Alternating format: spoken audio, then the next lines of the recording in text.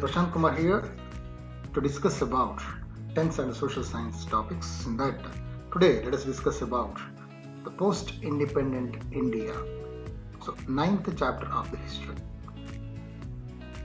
So, welcome to Sociocritic. So, let us discuss about the post-independent India. Already we discussed about the freedom movement, all these things. So, we got independence. On 15th August 1947, we got independence. Actually 14th night, midnight. Before independence, only one problem, that was British. After independence, many problems, series of problems. Administration came under our control. So then started the real problems. So let us discuss about these problems first. So what are the problems? What are the challenges of independent India? So one by one we have to discuss. So here, total mainly 6 problems they listed. So in that, communal violence, integration of princely states, damage of economic system, creating its own constitution, protection of the country, gender and caste-based discrimination. So these were the 6 main problems. Communal violence. So here, mainly what happened? So when India got independence, India divided into 2. Yeah, at that time, for Hindus and Muslims, the main, the British, the divide and rule, it was there, no? Its consequences later we observed. Throughout India, the communal violence started. Yeah, and millions of people from both the countries, India and Pakistan, they tried to choose their future in this country or that country. And for the government, it was the biggest challenge. And those who came from there, for them giving shelter, there is another refugee problem. Yeah, millions of people, they came from Pakistan to India by leaving their property, everything there. Yeah, and from here, many people, they went to Pakistan. So in both the countries, it's a big problem. At that time, throughout country, this communal violence took place. So that is the first problem. Secondly, integration of princely states. When India got independence, there were 562 princely states. Just imagine. Small petty rulers. That was the biggest challenge to integrate all these, bring all these princely states under one rule. Yeah. And most of the states, they showed interest. So initially they showed interest and agreed to join Indian Union. But some states like Kashmir, Junagadh and Hyderabad, they didn't ready to join Indian Union. At that time, Iron Man of India, Sardar Vallabhbhai Patel, took a drastic step and merged these states also to Indian Union. So that is the main problem at that time. So because of Sardar Vallabhbhai Patel, this integration took place. So that is a great work by him. Yeah, that one we have to appreciate. He became successful. Yeah, the integrity, unity and integrity of the nation, to protect that, he became successful.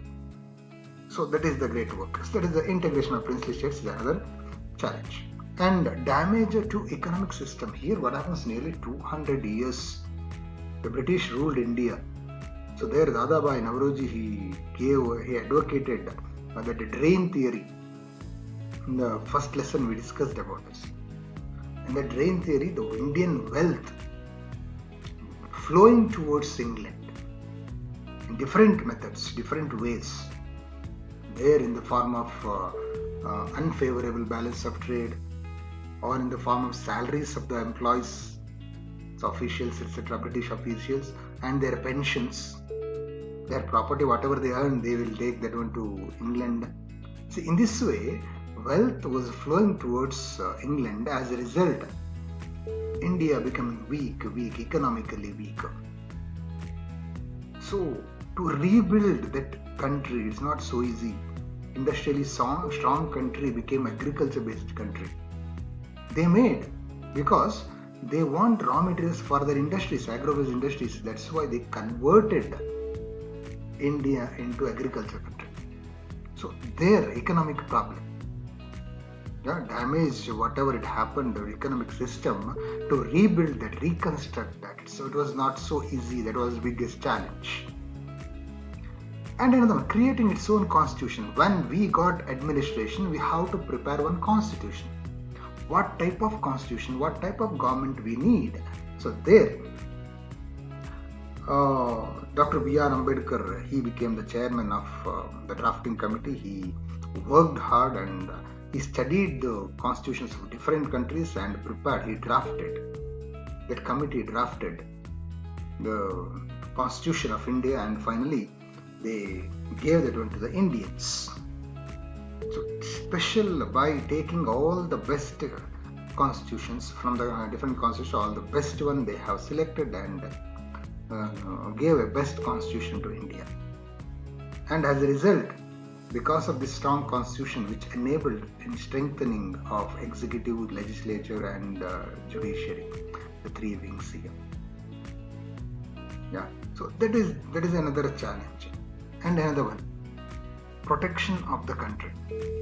See, India got independence at that time when immediately after independence, many neighboring countries, they are trying to occupy it. We have big border, land border, sea border, etc.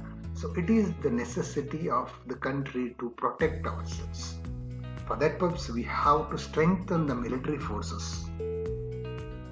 And afterwards developed, but at present, whatever the military power we have, it is India definitely is nowhere inferior to any developed country. Yeah, and this was a challenge actually. Economically, we were weak. At that time, developing military and strengthening the military force is not so easy.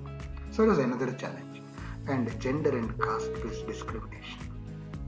Sixth one, here in India, caste system which created a biggest problem. Upper caste, lower caste, etc. And gender, female were treated, wherein male-dominated society, which suppressed the female section. So that one. And here, a new foreign policy formulated by our Prime Minister, first Prime Minister. He made arrangement for financial resources and he became successful in facing all these challenges. Yeah. And caste system also almost most of the places now in our area it is very less, but still it is existing. We have to root out that.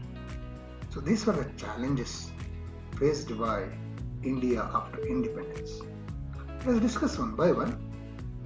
So now, communal violence. What is communal violence actually? So it's the biggest problem. As a result of the partition of India in 1947, the North India had to face a lot of communal violence. Because India, how it was divided, based on religion. For Hindus, India, for Muslims, Pakistan. Muhammad Ali Jinnah requested that. He forced to give separate country for Muslims. And actually, Lord Curzon, he divided Bengal in 1905. That was the seed, a poisonous seed, sowed on the soil of India. So now it became a big tree. And everyone in India, once upon a time they were Hindus, they were same. If you study the DNA of these, so same. Why this difference? Yeah, and we have to live together. Why this communal violence? So clever British, they divided Hindus and Muslims. By that what happened? We are the fools actually. If we are fighting each other, we are fools. Their force of farsightedness, just observe. If these Hindus and Muslims continuously fight each other, India will not develop. Definitely we will be safe. Divide and rule policy, whatever they did, not only up to 1947, it will long last still for more years, hundreds of years. If we fight like this, We are not thinking about the nation. We are thinking about our religion, our caste. So India will not develop. They will be safe. They don't want to develop India in front of them. They should be the developed country. We are underdeveloped country. So we have to understand this. And because of communal violence, lakhs of Hindus and Muslims died in the communal clash. Who is dying? The person who is really responsible for this clash, they will not die. The common people, they will die. Innocent people, they will die. What is the necessity? What will we do? What is the intention here? What will we get by that? No one get peace of mind. Definitely. When India was celebrating its independence in New Delhi, Gandhiji was in Naukali and other places in meeting the victims, consoling them. Because of this communal clashes, So there, India celebrating Independence Day, Gandhiji, why Gandhiji became very famous? More famous than other people. Not because of giving independence. Whatever he is saying, he used to follow that. Many people are there, they will say something, but they will not follow that. But he is the greatest person. He used to follow whatever he says. See, he told Hindu, Muslim, Bhai. So wherever the problem it is, instead of celebrating Independence Day, he was consoling these victims there. See, that is a greatness. And Nehru, the first Prime Minister of independent India, could calm down the communal violence within months of independence. He calmed down that one. Yeah. So, there is a big challenge. It's not so easy. These incidents helped India to adopt secular principles in its constitution. Because of this, we followed secularism. Yeah. And many people, the incidents, whatever the communal violence, the secular principles in the constitution we adopted, though leaders like Maulana Abdul Kalam Azad, Khan Abdul Ghaffar Khan, they opposed the idea of Pakistan actually. Even though they are Muslims, they oppose that. They don't want to divide India with the greatness. But they could not stop the partition of India. Yeah. So now also, even now, the communal clash continued. And actually, in the international level, so what may be the incident, what may happen in the condition of India or prestige of India? We have to think about the country. Yeah. So this is about communal violence.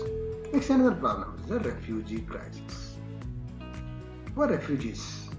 Those who came from other countries and wanted to settle in India. They don't have any property or nothing here. For them, it is the duty of the government to give all the shelter. Here, when India was divided into two, India and Pakistan, when India got independence, and India for Hindus and Pakistan for Muslims, decided. And immediately after independence, all the Hindus from Pakistan were sent to India. Many people died, many people gave tortured, etc. They came to India by leaving their property, house, everything, by leaving their whatever the dress they are wearing, only that much they came to India. Now it is the duty of the government of India to give shelter to them. Around 6 million refugees arrived in India. Just imagine, East Pakistan, West Pakistan. And by 1951, most of the refugees from West Pakistan were taken care of. Yeah. And after the liberation of Bangladesh in 1971, Bangladesh was divided and separated. Actually, that is East Pakistan, and there are many problems. So India supported for the liberation of Bangladesh there. In 1971, when Bangladesh was liberated, at that time 10 lakh refugees came to India. All the Hindus, they came to India. The Indian government helped them at Tripura, Indian government also helped, and Tripura, Meghalaya, and Assam governments also they helped. All these people settled there. Actually, those who came from Bangladesh, their language was Bengali. So in Bangla, in West Bengal, the language also Bengal, it was they found very easy to settle there. Their language that one. So most of the people they settled there. The pressure on West Bengal increased. And then what happened when China attacked on Tibet? Dalai Lama, the Tibet, the Buddhist leader, he ran away and came to India. India gave shelter to Dalai Lama, and China became angry. And when they occupied it, many people, around 120,000 Tibetan refugees arrived in India. Because of that, Indo-China war took place. We gave shelter to him. So, one reason they need. And these people, for them, these refugees, it was the duty of the government to give shelter. Government of Karnataka sanctioned 3,000 acres of land at Bailakuppe, near Kushalnagar, Bailakuppe. Now it developed a Tibetan center. Yeah, the Golden Temple is a very nice one, and now it became a tourist center also. Yeah, many people, Tibetans, they settled there. And because of these refugees, and in spite of all those problems, many problems are there, okay, refugee problems, everything. But this arrival has enriched our cultural diversity. We are thinking positively, just observe how broad-minded we are, but someone misusing it. So this is about refugee problem. Yeah, and another one, problem of formation of new government. Yeah, we have to form new government. After independence, Lord Mountbatten became the Governor General of India. See here, students, dear friends, just observe the question how it is possible to twist. Who was the last Governor General of British India? That is Lord Mountbatten. Who was the first Governor General of independent India? Lord Mountbatten. Who was the last British Governor General? Lord Mountbatten. Who was the last Governor General of India? Rajagopalachari. Who was the last Governor General of independent India? Rajagopalachari. Who was the first Governor General of India? Yeah, Warren Hastings. So like that, different types of questions possible here. Okay, one example. Okay, Jawaharlal Nehru became the first Prime Minister. So after this, and as I told earlier, one constitution prepared, and that constitution was adopted on 26th January 1950. And with the implementation of constitution, Babu Rajendra Prasad became the first president, and constitution declared India as sovereign democratic republic. And after that, through 42nd amendment of the constitution in 1976, secular and socialist principles were added. So finally India became SSSDR, sovereign socialist secular democratic republic. And India adopted parliamentary type of democracy. And the Constitution Drafting Committee studied all the constitution and finally came to the conclusion that we need parliamentary form of government, not presidential form of government. People should elect the representatives, and from them parliament should be formed, and they have to rule the country. That was the decision. In this, a parliamentary form of government came to power in India. So this is about the problems. Another problem, the integration of princely states. I'll come in front of you with another video with this integration of princely states. Now, so whatever the problems we had, refugee problem it may be, communal clash it may be, we have to understand that we are the Indians. Let us work for the development of India. Whoever may be the enemy of India, let us, if we have unity, definitely it is possible to develop India. Thank you for watching this video. I will come in front of you with another video soon. Thank you.